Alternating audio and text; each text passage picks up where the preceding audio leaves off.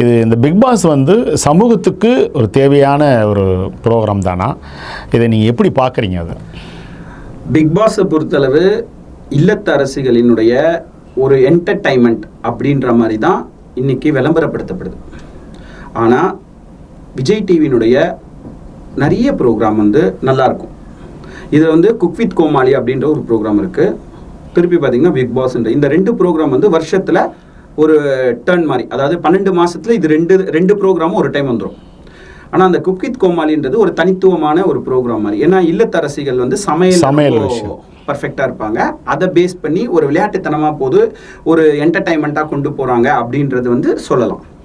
ஆனால் big pass opening 1, அதாவது கமலஹாசனை வச்சு பண்ணும்போது இது என்னது, ஒரு வீட்டுக்குள்ளே என்னெல்லாம் பண்ணுறாங்க, ஏன்னா சுற்றி கேமரா இருக்குமாமே, ஒரு சுவாரஸ்யம் இருந்தது. இல்லை 100 கேமரா அப்படிங்கிறதா அந்த மாதிரியான ஒரு சுவாரஸ்யம் இருந்துச்சு. தொடர்ந்து வந்து அதனுடைய விஷயங்கள் வந்து என்னென்னலாம் வரும், யார் என்ன பண்ணாலும் வந்துருமா, என்ன நடக்கும்னே தெரியாம தான் கண்டஸ்டன்ட் வந்து உள்ள போனாங்க. அன்னைக்கு செலக்ட் பண்ண கண்டஸ்டன்ட்லாம் யாருன்னு பார்த்தீங்கன்னா பிரபலங்கள் தான். அங்கே போயிட்டு வந்தா பிரபலமா ஆவாங்க அப்படின்னு இப்போ சொல்றாங்க.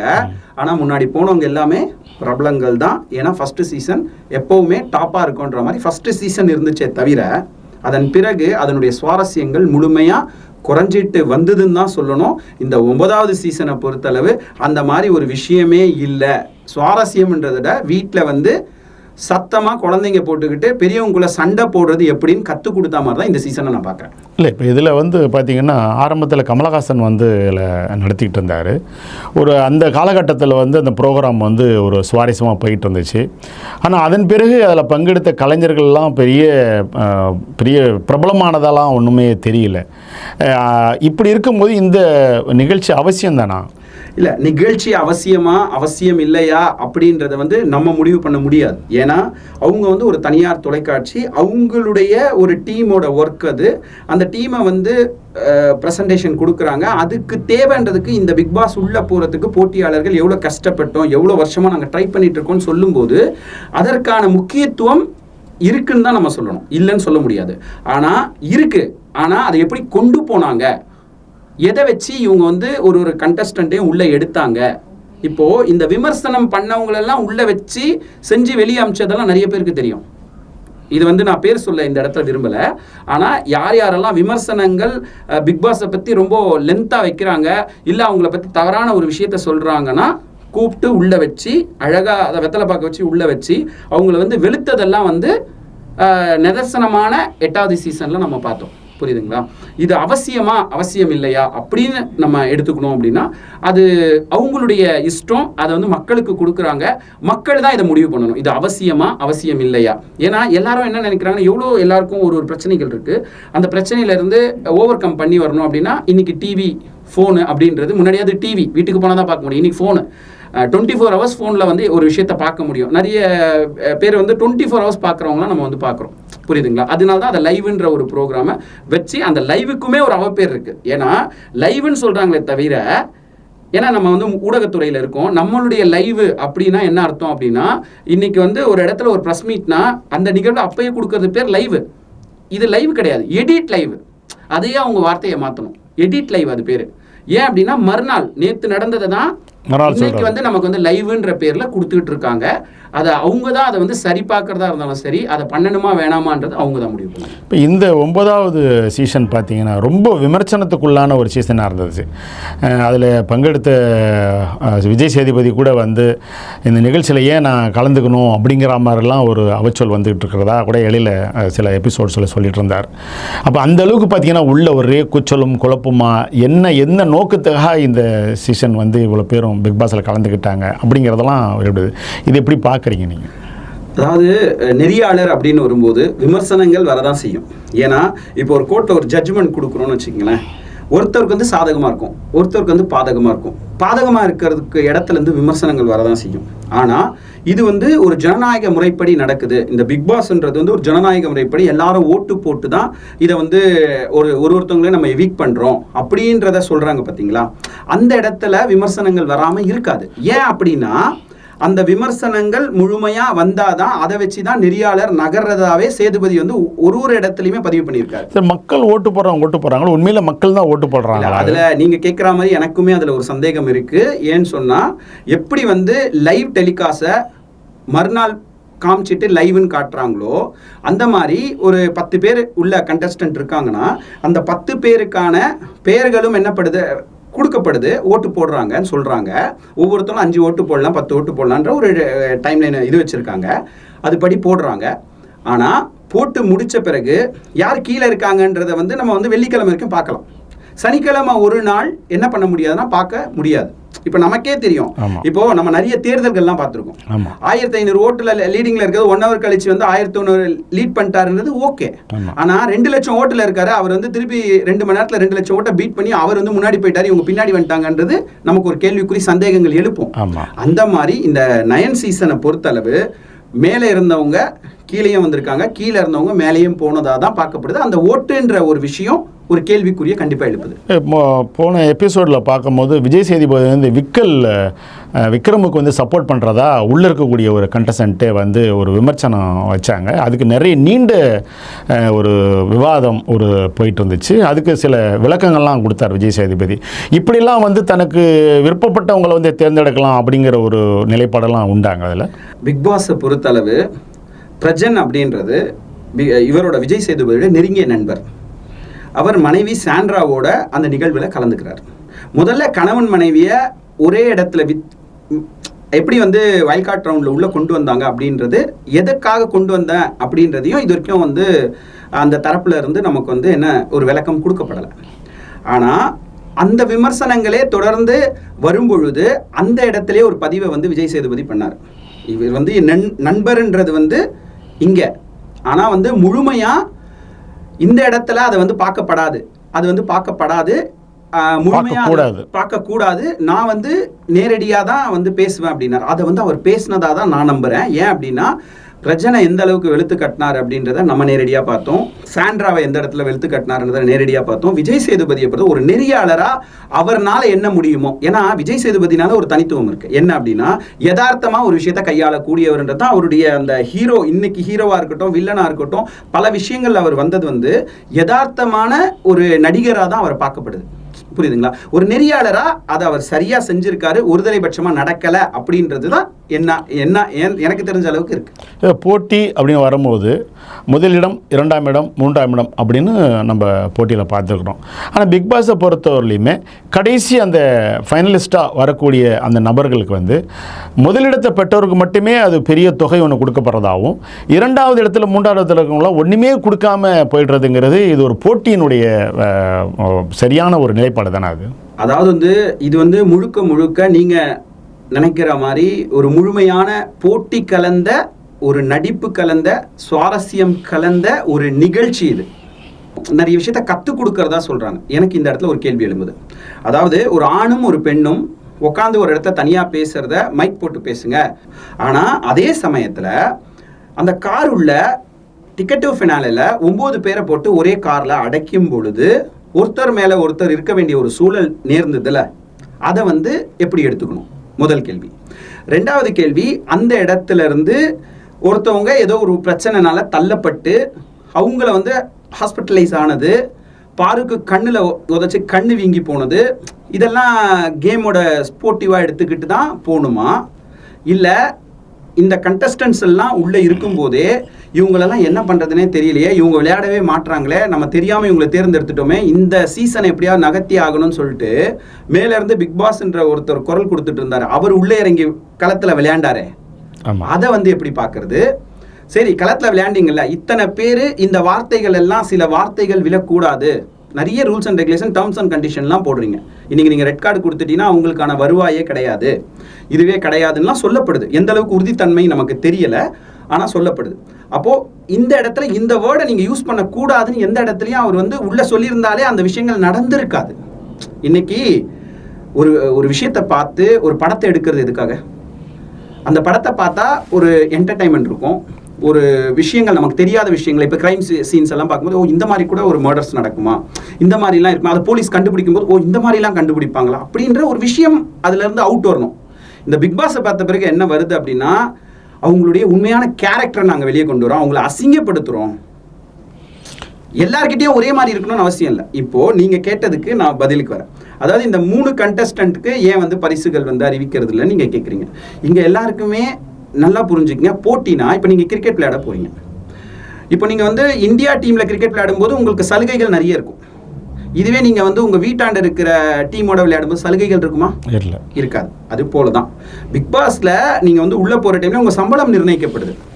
நீங்கள் ஒவ்வொரு நாள் இருக்கிறதுக்கும் சம்பளம் வாங்க போகிறீங்க, ஓகேங்களா? அது போக தான் வெற்றியாளருக்கான ஒரு தொகையை கொடுக்குறாங்களே தவிர, இத்தனை பேர் இத்தனை நாள் இருந்தீங்க, நீங்கள் வெளியே போகிற டைமில் வெற்றியாளருக்கு மட்டும் கொடுப்போம், உங்களுக்கு எதுவும் இல்லைன்னு சொல்லவே இல்லை. அப்படி சொன்னால் யாருமே யார் பேச்சையும் கேட்க மாட்டாங்க. இன்றைக்கி பிக் பாஸ் நீங்கள் சொல்கிறத நாங்கள் வந்து மதிக்கிறோம், நீங்கள் சொல்கிற வழிகாட்டுதல் படி தான் நாங்கள் நடப்போம்னு சொல்கிறாங்களே, அது எதுவுமே நடக்காது. இப்போது கடந்த கால செஷன்லாம் பார்த்தீங்கன்னா ஆண் கலைஞர்கள் தனியாக இருப்பாங்க, பெண்கள் தனியாக இருந்தாங்க.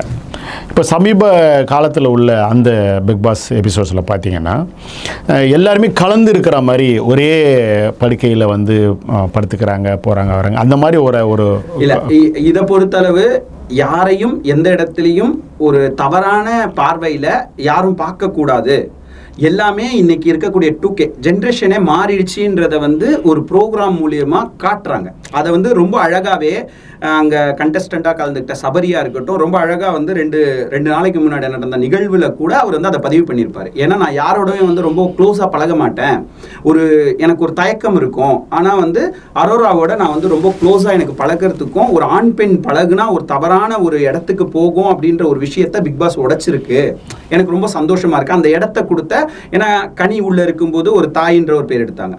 இன்னைக்கு வந்து அரோரா உள்ளே இருக்கும்போது ஒரு தங்கச்சின்ற ஒரு இதை தான், சுபிக்ஷா உள்ள இருக்கும் ஒரு மீனவ பெண்ணா வந்து அந்த பதிவுகள் இருந்தது. இது எல்லாமே நல்லா தான் இருந்துச்சு. அதுல வந்து நம்ம நினைக்கிற மாதிரி நம்ம சொல்ற அளவுக்கு வல்கரா அப்படின்ற அளவுக்கு அந்த இடத்துல எந்த நிகழ்வு அந்த மாதிரி தானே வந்து பார்வையும் கமரையும் பார்த்துருக்கணும். அவங்களுடைய அந்த ஒரு நெருக்கமான இணக்கமான அந்த ஒரு முறையை மட்டுமே நீங்கள் வந்து வேறு மாதிரியாக பார்க்குறீங்களே. நீங்கள் வந்து ஒருத்தவங்களுக்கும் போட்டியாளருக்கும் ஒரு ஸ்பிரிட் இருக்கும். அதாவது வந்து விளையாடக்கூடிய எந்த பாலை 6 அடிக்கணும், எந்த பாலை 4 அடிக்கணும் அப்படின்றதுல ரொம்ப தெளிவாக விளையாடக்கூடிய ஆட்டக்காரர்கள் தான் வந்து உள்ள களத்தில் இறங்கி விட்டதா இந்த டீம் நினச்சிக்கிட்டு இருக்காங்க. இங்கே கரெக்டான ஆட்டக்காரங்களை இறக்கி விட்டாங்க அப்படின்னா பார்வை இறக்கி விட்டாங்க. நீங்கள் நல்லா பார்த்துக்கணும். 24x7 பார்த்தவங்களுக்கு தெரியும். நிறைய பேர்கிட்ட நான் இந்த கேள்விகள்லாம் கேட்டு தான் இந்த இடத்துல உட்காந்து இதை பற்றியான விரிவாக பேச முடியுது.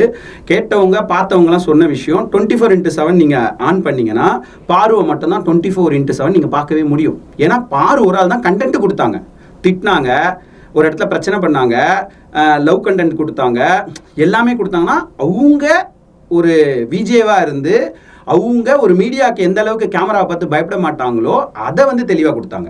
இப்போ நீங்கள் வந்து விக்ரம் எடுத்துக்கிட்டிங்கன்னா அவர் வந்து அவருக்கு தெரியும் ஒரு மீடியா முன்னாடி ஒரு கேமரா முன்னாடி எப்படி ஹேண்டில் பண்ணணுன்றது அவருக்கு நல்லா தெரிஞ்சிருக்கு. அவர் கரெக்டாக ஹேண்டில் பண்ணார். ஸோ அந்த மாதிரி இருந்தவங்க ஜெயிச்சாங்க. இப்போ நீங்கள் கமரு எடுத்துக்கிட்டிங்கன்னா அவர் யதார்த்தவாதி. அவருக்கு வந்து பெருசாக வந்து இப்படி தான் பண்ணணும், இதை வந்து திட்டமிட்டு இப்படி பண்ணணும்னு தெரியாதனால தான் ஒவ்வொருத்தவங்க சொல்கிறதையும் ஒவ்வொரு விஷயத்தையும் அவங்க அக்கா வந்து சொல்லிட்டு போன பிறகு பார்வையை எடுத்தார். கடுமையாக அவங்க அம்மா வந்துட்டு போனதுக்கு அம்மாவை பார்த்து ரொம்ப பயப்படுற மாதிரி காமிச்சாங்க. அவங்க அம்மா வந்துட்டு போன பிறகு இயல்பானாங்க. அதன் பிறகு முட்டுச்சு, திருப்பி அதன் பிறகு சேர்ந்தாங்க. அதில் தான் கெட்டவங்க ஆனாங்க சாண்ட்ரா. ஸோ இந்த மாதிரி வந்து நகர்வுகள் எல்லாம் எப்படி இருந்ததுன்னா போட்டியாக இல்லைங்க, ஒரு பாசம் பிணைப்பு, ஒரு அதன் நடிப்புக்கு மேலே கூடுதல் நடிப்புன்னு சொல்லிடுவாங்க இல்லையா. சரி, அப்படி இருக்க ஒரு இடத்துக்கு தான் அது போச்சு அப்படின்றத பார்க்கலாம். இல்லை, அப்படி இருக்கும்போது இவங்களுக்கு மட்டுமே இந்த ரெட் கார்டு கொடுத்து அனுப்புறதுங்கிறது வந்து அது ஏற்றுக்கொள்ளப்பட வேண்டியது. அதாவது மனிதாபிமானம்னு ஒன்று இருக்குது. எந்த துறையாக இருந்தாலும் எந்த ஒரு விஷயம் நடந்தாலும் சரி மனிதாபிமானம்னு ஒன்று இருக்குது. ஒரு காலில் வந்து ஒரு பெண்ணை வந்து நீங்கள் எட்டி உதைக்கிறீங்க, ஒரு பெண்ணாக இருந்து எட்டி உதைக்கிறீங்க, அதை வந்து ஆதரிக்கிற மாதிரி ஒரு ஆண் வந்து உங்கள் பின்னாடி உங்களை ஸ்ட்ரென்தன் பண்ணி மொத்தமாக தூக்கி வெளியே தள்ளுறீங்க. அவங்க வந்து கீழே விழுந்து அவங்களுக்கு ஒரு ஃபிக்ஸுன்ற ஒரு சுச்சுவேஷன் வருது. அதன் பிறகு மருத்துவமனைக்கு இமீடியட்டாக கொண்டு போகிறாங்க. அவங்களுக்கு 2 குழந்தை இருக்குது, கணவர் இருக்காரு. ஒரு நிமிஷம் ஒருவேளை எல்லாருமே கேம் ஸ்பிரிட்டுன்னு நினச்சி உள்ளேருந்து இறங்காமல் வினோத்தும் இவன் சபரியும் விக்ரமும் தூக்கிட்டு போகாம இருந்திருந்தா எல்லாருக்கும் போட்டி ரொம்ப முக்கியம் இல்ல. இன்னைக்கு நீங்க இதை வந்து ரொம்ப முக்கியமான கேள்வி நீங்க கேட்டது. அதாவது பாத்தீங்கன்னா வினோத் வந்து அந்த இடத்துல இறங்கலன்னு வச்சுக்கோங்க. வினோத் வந்து வெற்றியாளர். அதாவது வந்து முன்னாடியே அவர் வெற்றியாளர், அவர் தெரியாம வெளியே வந்துட்டார் 18 லட்சத்தை எடுத்துட்டு. இன்னைக்கு வந்து அரோரா அந்த டிக்கெட் ஃபினாலே வந்து வினோத் அடிச்சிருப்பார். அப்படி அடிச்சிருந்தானா அவருடைய லைஃப்ல ஒரு நார்த் சென்னையிலேருந்து போயிட்டு இன்னைக்கு வினோத் வந்து ஒரு 18 லட்சத்தை ஊரே கொண்டாடுது. ஏன்னா ஒரு நார்த் சென்னையிலேருந்து இந்த மாதிரி ஒரு கானா பாடல்களுக்கு வந்து ஒரு தலைவர், சங்க தலைவரா இருந்து வழி நடத்தி இருக்காரு. வழி நடத்தது மட்டும் இல்லாம நேர்மையான முறையில, நான் ஒரு சமீப வீடியோ வினோத்தை பார்த்தேன், அதில் ரொம்ப தெளிவா சொல்றாரு, உங்களை வந்து ஒரு அசிங்கமான பாடல்களோ ஒரு விஷயங்களோ உங்களை வந்து மேடையில பாட சொன்னா நீங்க பாடக்கூடாதுன்னு சொல்லுங்க, நாங்கள் பாட மாட்டோம்னு சொல்லுங்க, அதை வந்து நம்ம திணிக்க மாட்டோம், நீங்கள் தைரியமாக சொல்லுங்கள், என்ன பிரச்சனை வந்தாலும் பார்த்துக்கலாம், நம்ம அதை பண்ணக்கூடாது. அந்த மாதிரி வழி நடத்தக்கூடிய ஒரு இடத்துல இருந்த ஒரு பர்சன். அதுக்கேற்ற மாதிரி தான் அந்த ஓட்டர் பேங்க்கும் அவருக்கு இருந்தது. ஆனால் அவர் மனிதாபிமானத்தோட அந்த இடத்துல இறங்கினார். அப்போது தள்ளி விட்டவங்களுக்கு அந்த மனிதாபிமானம் இல்லையே, இனிமேலும் அவங்க அதை வச்சுருந்தாங்கன்னா, இப்போ நம்ம சொல்கிறோம் இல்லையா, இந்த டிஆர்பிக்காக வச்சுருந்தாங்கன்னு, இது வந்து விஜய் டிவியோட பேரே கெட்டு போயிடும் அப்படின்ற ஒரு சூழலை தெளிவாக கையாண்டிருக்காங்க தான் நான் பார்க்குறேன். இல்லை, ஒரு காருங்கிறது வந்து ஒரு 4 பேர் இருக்கலாம், அவ்வளோதான். ஆனால் அதில் 9 பேர் வந்து அந்த போட்டியில் வந்து உள்ளே இருந்து யார் வந்து அதிக நேரம் இருக்கிறாங்க அப்படிங்கிறதெல்லாம் இது ஒரு அபாயகரமான ஒரு விளையாட்டாக நான் பார்க்குறேன். இன்னொரு விஷயம், மூச்சு திணறல் வந்து ஒருத்தவங்களுக்கு ஃபிட்ஸ் வர அளவுக்கு இந்த அபாயகரமான ஒரு விளையாட்டுலாம் தேவைதானா அந்த பிக் பாஸில்? அதாவது நம்ம வந்து நீங்கள் சொல்கிற மாதிரி அது ஒரு போட்டியாக, அவங்க வந்து ஒரு போட்டியாக நாங்கள் கண்டக்ட் பண்ணியிருக்கோம். அந்த போட்டியில் ரொம்ப நேரம் இருக்கக்கூடாதுன்றது தான் அவங்களுடைய எண்ணமும். இதை முடியாமல் வெளியே வந்துடணும். விக்கல்ஸ் விக்ரம் முதல் ஆளாக வெளியே வந்தார். ஏன் வெளியே வந்தார்னா, அவருடைய பாடி ஸ்ட்ரென்த்தை வச்சுட்டு அங்கே வந்து அவ்வளோ நேரம் தாக்கு பிடிக்க முடியல, அவர்னால வெளியே வந்துட்டார். இப்போது அடுத்தடுத்து இருக்கிறவங்க வெளியே வருவாங்கன்னா, இப்போ டெம்ட் ஆகி தான் வந்து இவங்க வெளியே வந்தாங்க. ஓகேங்களா, சாண்ட்ரா வெளியே வந்தாங்க. டெம்ட் ஆகிட்டு வெளியே வந்தாங்களா அப்படின்னு கேட்டால் தள்ளி விடப்பட்டு தான் வெளியே வந்தாங்க. இங்கே டெம்ட் ஆகிட்டு வெளியே வருவாங்க, ஏதோ ஒரு வாக்குவாதத்தில் வெளியே வந்துடுவாங்க, ரொம்ப நேரம் காற்று இல்லாமல் வெளியே வந்துடுவாங்க, இல்லை வந்து மென்டலி ஒரு ஸ்ட்ரெஸ் ஆகி வெளியே வந்துடுவாங்க. இவங்க எல்லாத்துலேயும் ஸ்ட்ராங்காக இருக்காங்களான்றதுக்காக நாங்கள் போட்டி வச்சுருக்கோம் தான் பிக் பாஸ் தரப்பில் சொல்லப்படுது. சரி, இப்போ வந்து அதில் ஏதாவது ஒரு உயிரிழப்பு ஏற்பட்டதுன்னா அதுக்கு யார் பொறுப்பு? அது வந்து நீங்கள் கேட்குற கேள்வி சரியான கேள்வி. இனி வரக்கூடிய காலங்களில் இதை வந்து ஒரு விளையாட்டாக இருந்தாலும் போட்டியாக இருந்தாலும் அந்த போட்டிகளை எப்படி நடத்த வேண்டும் என்பதுதான் இந்த தனியார் தொலைக்காட்சி இதை தெளிவுபடுத்திக்கணும். இதை தெளிவுபடுத்தி அவங்க கொண்டு போகணும் அப்படின்றதான் இந்த இடத்துல நம்ம வந்து சொல்ல முடியும். ஏன்னா மக்கள் விரும்பலை, மக்களே அதை வந்து உண்மையாலுமே விஜய் டிவியினுடைய அதிகமான பார்க்கக்கூடிய ஒரு தருணம் எப்போ வந்துச்சுன்னா, இந்த கார் டாஸ்க்கு அப்புறம் தான் வந்துச்சு. நிறைய பேர் அதை ரொம்ப அடுத்தென்ன அப்படின்றத பார்க்கறதே டிஆர்பி ஏறுறது அப்படின்னு சொல்லுங்களேன். அந்த மாதிரி ஏறுறது அதுக்கப்புறம் தான், அதுக்கு முன்னாடி கிடையாதுன்னு கூட சொல்லலாம். இப்போ நெறியாளர் வந்து நம்ம விஜய் சேதுபதி சொல்கிறது மட்டும் சொன்னார்னா, இது ஒரு மினி ஹார்ட் அட்டாக் தான், ஒரு லிட்டில் ஹார்ட் அட்டாக் தான் அப்படின்னு சொல்கிறாரு.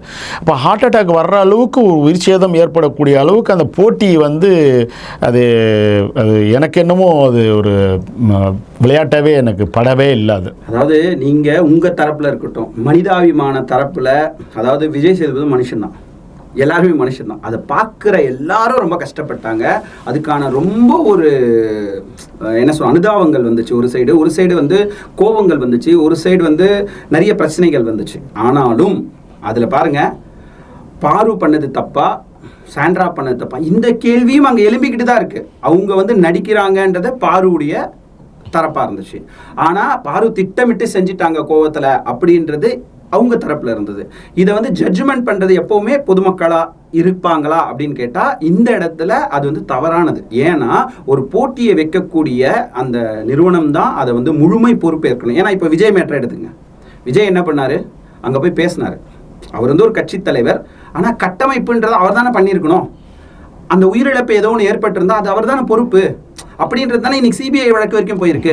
அதே போல தான் இதையும் நம்ம பார்க்கணும். இனி வரக்கூடிய காலங்களில் இதை பற்றியான விஷயங்களை ரொம்ப விழிப்புணர்வோடு இதை நடத்தணும். இப்போ சமீபத்தில் வந்து வெளியே போன கானா வினோத்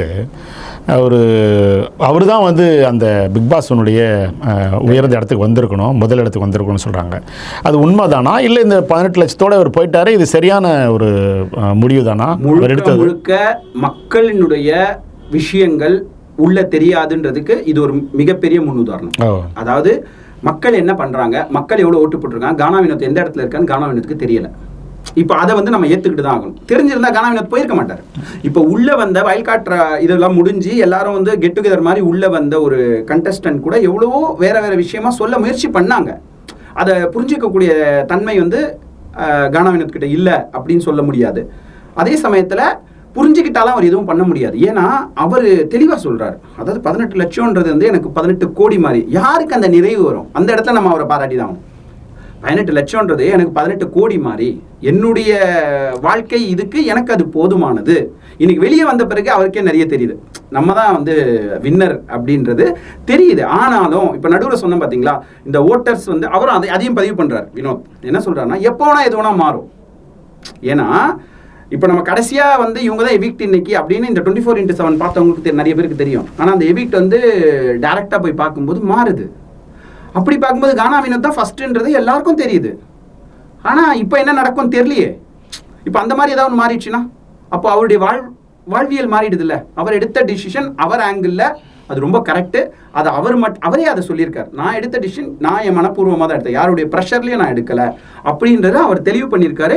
அவருடைய அது பர்சனல் ரொம்ப சேஃபாக அவர் விளையாடியிருக்கார்.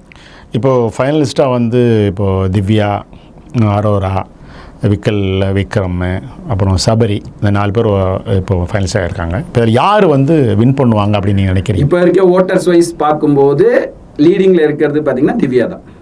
அதாவது ஒரு வயல் கார்ட் ரவுண்டில் ஒரு 1.5 மாதம் கழிச்சு உள்ளே வந்தவங்க, 1 மாதம் கழிச்சு தான் உள்ளே வராங்க. வயல் கார்ட் ரவுண்டில் ஒரு வெற்றியாளராக அவங்க போகிறாங்க. இப்போது நீங்கள் பார்வை எப்படி வந்து முதல்ல கொண்டு வந்தீங்களோ இந்த மாதிரி தேர்ந்தெடுத்து திவ்யாவையும் நீங்கள் முதலே கொண்டு வந்தால் இன்னும் சுவாரஸ்யமாக போயிருக்கும்.